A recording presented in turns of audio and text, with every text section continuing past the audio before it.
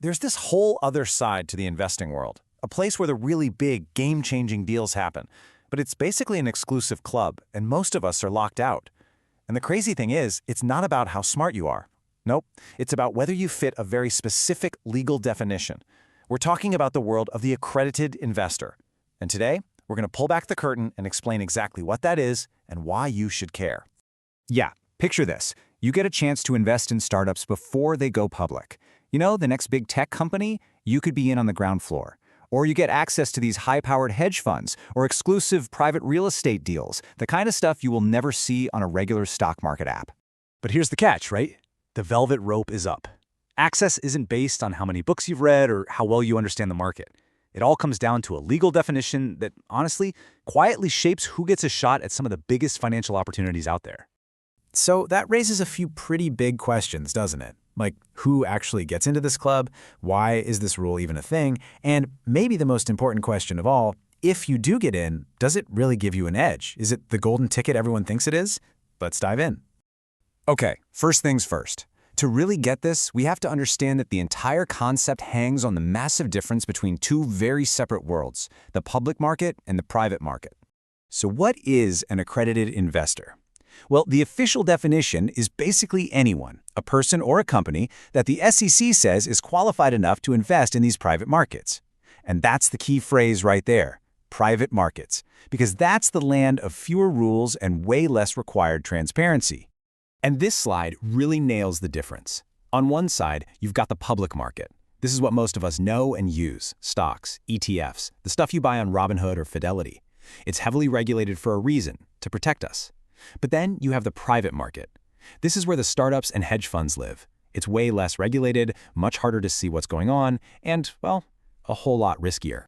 I love this analogy because it makes it so clear. Think of it like this. There are two stores. The first one is like a big Target or Walmart. Everything has a price tag, nutrition labels, clear rules. Anyone can shop there. But then there's a second store, kind of hidden in the back. It's got unique stuff, maybe some high potential items, but fewer labels and more risk. The government basically acts as a bouncer and says, sorry, only certain people are allowed in that back room. That's the accredited investor rule, in a nutshell. All right, so you're probably wondering, how do you get past that bouncer? How do you get the key to that back room? Let's get into the nitty-gritty of the official rules. So for an individual, there are pretty much three main ways to get in. First up is the income test. You've got to be making over $200,000 a year by yourself, or $300,000 with your spouse, and you need to have done that for the last 2 years running. Okay, so what if that's not you? Well, there's the net worth test. This means you need a net worth of over $1 million. And this is a big one. That doesn't include the value of your main home. And then there's a third way, which is a bit newer. You can qualify if you hold certain professional finance licenses, like a Series 7, 65, or 82. And this is just so important to understand. Look at those rules again. For the most part, this is not a test of how smart you are. It's not an exam on financial theory. It's a test of your bank account. It's a test of your financial position, plain and simple. So that begs the question, why?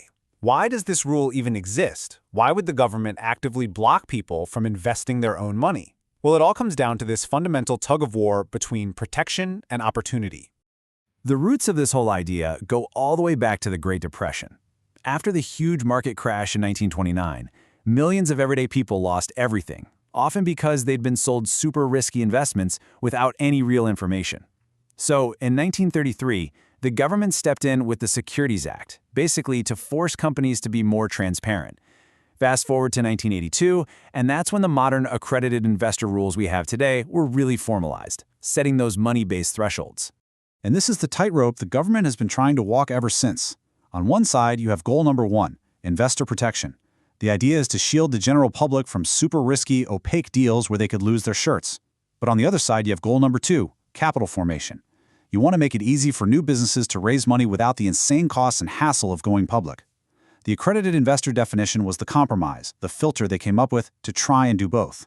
Okay, so you get access, you're in the club, but what does that really mean when the rubber meets the road? This is where we get to the heart of it, the critical difference between having access and actually having skill. Just look at this side-by-side comparison. A retail investor, that's most of us, operates in the public markets. Things are liquid, regulated, pretty transparent. An accredited investor can do all of that, Plus, they get the keys to the private kingdom, startups, hedge funds, you name it. But here's the fine print. Those private deals are often way higher risk, you can't get your money out easily, and there are way fewer rules. You're not just getting a new menu of investments, you're getting a whole new menu of risk. Which of course brings us to the million-dollar question, the one everyone really wants to know. Does having this key, this access to the private market, automatically make you a better, more successful investor? And the honest answer is, well, it definitely gives you more ways to win. No question. You get the chance to get in on the ground floor of what could be the next Amazon. You get to play in a sandbox the public can't even see. But, and this is a huge but, it also gives you so many more ways to lose, and lose big. For every startup that makes it, tons fail. Your money can be tied up for a decade. There's less information to go on. That status opens doors, for sure. But it's not a magic shield against making a bad call. And that right there is the #1 criticism of this whole system. For decades, the rule has basically just used wealth as a stand-in, a proxy for financial smarts. It works on the assumption that if you're rich, you can either afford to lose the money or you just automatically know what you're doing. It means a millionaire with zero financial knowledge gets a ticket in, while a brilliant, highly educated financial analyst who just hasn't hit that income level yet is kept out. So, what's the big takeaway here? Being an accredited investor doesn't mean you're smarter. It just means you have access to a different, wilder part of the financial world. But you have to remember this always. The real edge, the thing that actually makes you a successful investor, isn't access, it's understanding. And that's true no matter which store you're allowed to shop in.